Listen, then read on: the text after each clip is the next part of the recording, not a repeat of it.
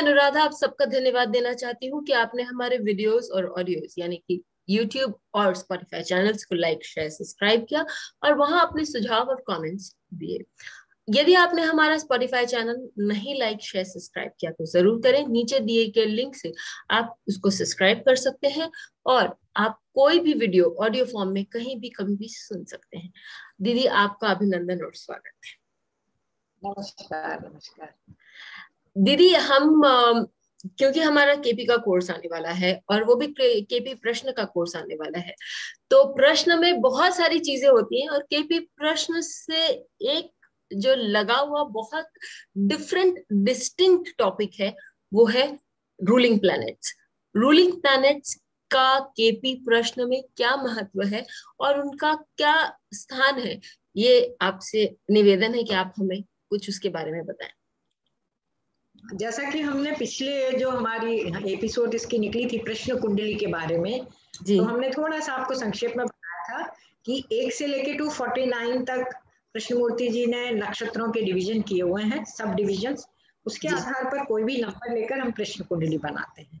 तो वो तो एक प्रश्न कुंडली बन गई, मतलब वो हमारी लग्न है, प्रश्न लग्न जी, उस लेते हैं। और उसमें चंद्रमा का अपना महत्व है जिसके बारे में हम आगे चलकर बात करेंगे फिर कभी किसी और दूसरे दिन। लेकिन इसमें रूलिंग प्लैनेट्स जो हैं इनका एक अपना महत्व है और बहुत ही जबरदस्त उनका रोल प्ले होता है रूलिंग प्लैनेट्स में। जैसे अभी हम चर्चा कर रहे हैं और हम चाह रहे हैं कि हम इस समय के रूलिंग प्लैनेट्स देखें। कोई भी कुंडली अभी बनाना चाहते हैं, जैसे अपन रूलिंग प्लैनेट्स अभी देख लेते हैं, ठीक है जी दीदी। हाँ, बस अभी कुंडली बना लो XYZ जो भी है, टाइम डेट ऑफ बर्थ उसको ऑटोमेटिक हो जाता है उसमें। जी दीदी ठीक है, तो अब अगर अपन इसको देखना चाहते हैं तो हमारे जो रूलिंग प्लैनेट्स होते हैं वो प्रमुख रूप से सबसे पहले हम सिस्टमेटिकली देखेंगे तो लग्न क्या उदित है उस समय, जिस समय हम निर्णय ले रहे हैं प्रश्न कुंडली पर, उस समय कौन सा लग्न उदित है। तो यहाँ हम देख रहे हैं कि कन्या लग्न उदित है, अर्थात बुध जो है हमारा एक रूलिंग प्लैनेट हो गया, हम उसको अलग लिख लेंगे मरकरी जी। उसके बाद हम देखेंगे कि कितने डिग्री पर लग्न उदित है, 4 डिग्री पर लग्न उदित है। तो नक्षत्र जो है वो सूर्य का है, उत्तरा फाल्गुनी, तो सूर्य हमारा दूसरा रूलिंग प्लैनेट आ गया। तीसरा हम देखेंगे चंद्रमा। चंद्रमा जो है वो किस राशि में चल रहा है, सबसे पहले तो चंद्रमा को हम देख रहे हैं वृषभ राशि में चल रहा है और वृषभ राशि में भी 8 डिग्री का है। इट मीन्स वो भी सूर्य के नक्षत्र में ही है, कृतिका नक्षत्र में है, ठीक है। और उसके बाद हम देखेंगे कि आज वार क्या है, मंगलवार है, ट्यूसडे है। तो मंगल जो है वो हमारा अगला रूलिंग प्लैनेट्स हो गया। ये तो हमारे 5 रूलिंग प्लैनेट्स इस समय के, जिस समय हम चर्चा कर रहे हैं उसके हो गए। मतलब सूर्य हमारा 2 बार हो गया क्योंकि लग्न में भी सूर्य का नक्षत्र है और चंद्रमा में भी सूर्य का नक्षत्र है, और बुध आ गया क्योंकि राशि स्वामी है, लग्न उदित लग्न का स्वामी। और ये जो है क्या नाम से चंद्रमा शुक्र की ही राशि में है, तो शुक्र वापस आ गया हमारा, शुक्र भी हमारा रूलिंग प्लैनेट्स हो गया कि किस राशि में और किस नक्षत्र में। तो शुक्र को भी हमने रूलिंग प्लैनेट्स में ले लिया। अब इसके बाद जो आती है अगली चीज कि हमें एक और चीज का ध्यान रखना पड़ता है कि राहु केतु कहाँ पर है, क्योंकि अब हम देख रहे हैं कि राहु जो है वो चंद्रमा के साथ है, ठीक है ना।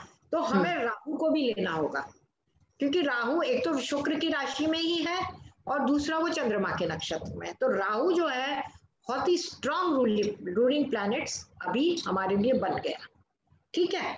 यहां तक हमने समझ लिया कि ये हमारे 5 रूलिंग प्लैनेट्स हैं, 5 या 6 जितने भी होते हैं, और इनको हम है ना जो देख लेते हैं जब हम कुंडली बना लेते हैं प्रश्न कुंडली, तो उसमें हमारे सिग्निफिकेटर्स आते हैं। किसी भी मनोकामना पूर्ति के लिए, कार्य पूर्ति के लिए जो सिग्निफिकेटर्स आते हैं उनके दशा आधार, अंतर दशा के आधार पर हम उनको अलग निकाल लेते हैं कि ये हमको ये फल देंगे, पर्टिकुलर प्रश्न का उत्तर देंगे।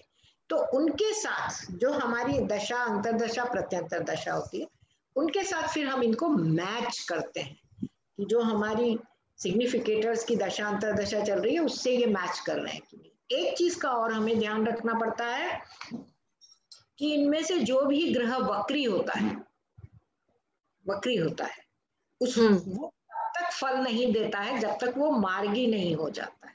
अब हम ऊपर देख लेते हैं, देखो सूर्य कभी वक्री नहीं होता, हम्म। सूर्य कभी भी वक्री नहीं होता, शुक्र वक्री होता है, बुध हमारा वक्री होता है। तो हम ऊपर चार्ट देख लेते हैं, ऊपर करो थोड़ा सा इसको। हाँ, इसमें हमें केवल गुरु और शनि वक्री दिख रहा है जो हम ग्रह हैं, बाकी हम्म। राहु तो हमेशा वक्री रहते हैं, इसलिए उनको हम वक्री मानते ही नहीं है।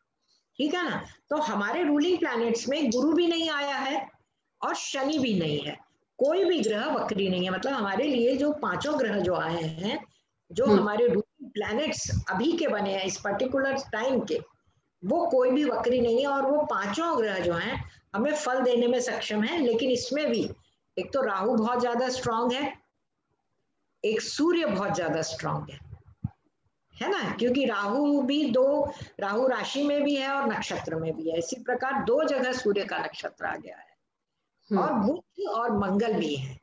तो ये वक्री नहीं है, इक्वली। अब हम देख लेंगे कि कोई भी प्रश्न जो पूछता है व्यक्ति, जो भी हम्म। प्रश्न पूछता है उसके हिसाब से उसकी दशा, अंतरदशा, प्रत्यंतर दशा में कौन कौन से ग्रह आ रहे हैं जो उसकी मनोकामना पूर्ति करने वाले हैं, उनसे हम इनको कोलाइड करेंगे। जैसे सेकंड ओपिनियन टाइप हम ले लेते हैं कि ये भी उसको सपोर्ट कर रहे हैं कि नहीं रूलिंग प्लैनेट्स को।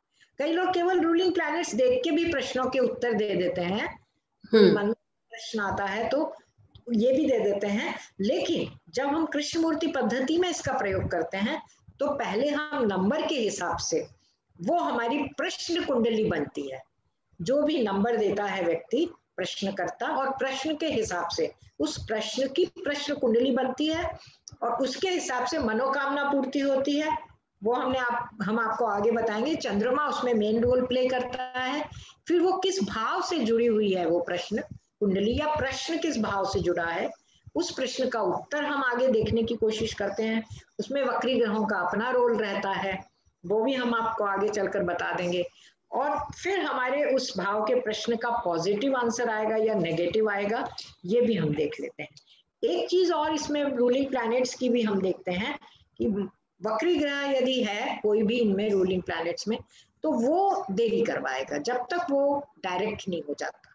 रिट्रोग्रेड से मार्गी होकर या डायरेक्ट होकर वापस अपनी ओरिजिनल पोजीशन में आ जाता है, उसके बाद वो रिजल्ट देते हैं।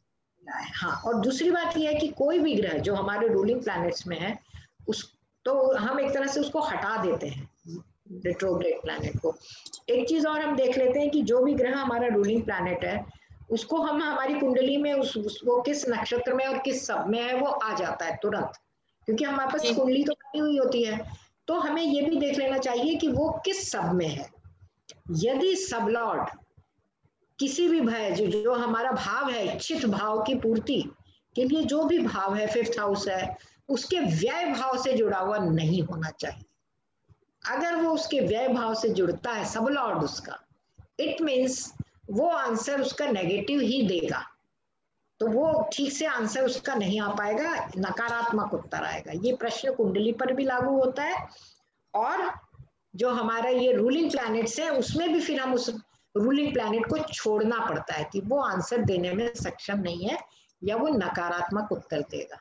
ये बातें जो हैं हमें प्रमुख रूप से ध्यान देनी चाहिए। तो जो फेवरेबल सब में होते हैं हमारे रूलिंग प्लैनेट्स, 11th से जुड़ते हैं। मनोकामना पूर्ति का मेन हाउस तो 11th ही है, तो वो हमें मनोकामना पूर्ति देने में सक्षम होता है, या जिस भाव से संबंधित प्रश्न है उसके लिए और किसी भी सबॉर्डिनेट भाव का यदि वो सूचक होता है तो सब पॉजिटिव आंसर आता है, अन्यथा वो आंसर नेगेटिव आ जाता है। इस तरह से जो है हम प्रश्न कुंडली में हाँ या ना का आंसर देने में सक्षम हो पाते हैं।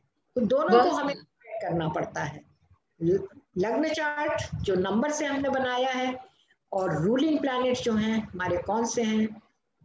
जैसे अभी इस समय के रूलिंग प्लैनेट्स कितने स्ट्रांग चल रहे हैं, बुध भी उसमें आ गया है जो ज्योतिष से जुड़ा हुआ है ना।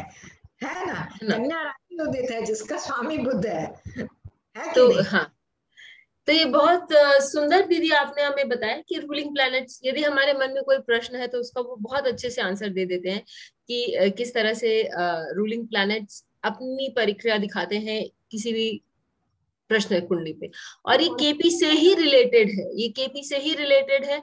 हाँ, हम इसका प्रयोग वैदिक में करते हैं, लेकिन इतनी स्ट्रांगली नहीं करते जितना हम केपी में करते हैं। यदि आपको दीदी से केपी प्रश्न कुंडली सीखनी है तो हमारा कोर्स आने वाला है दीदी के साथ। हमारे साथ आप एनरोल कर सकते हैं डायरेक्टली वेबसाइट से, या फिर नीचे दिए गए व्हाट्सएप नंबर पर भी आप हमें कांटेक्ट कर सकते हैं, डिटेल जानकारी ले सकते हैं और फिर अपने आप को हमारे कोर्स में एनरोल कर सकते हैं। दीदी एक बहुत सुंदर और बहुत सटीक तरीका आपने बताया कि किस तरह से हम प्रश्न कुंडली को केपी के रूलिंग प्लैनेट्स के साथ देख सकते हैं, और इसका उदाहरण भी बहुत सुंदर था। Thank you so much. Bell icon को दबाएं ताकि आपको वीडियोस की अपडेट मिलती रहे। हमारे वीडियोस को लाइक करें, शेयर करें, उन पर कमेंट करें और हमारे चैनल को सब्सक्राइब करें।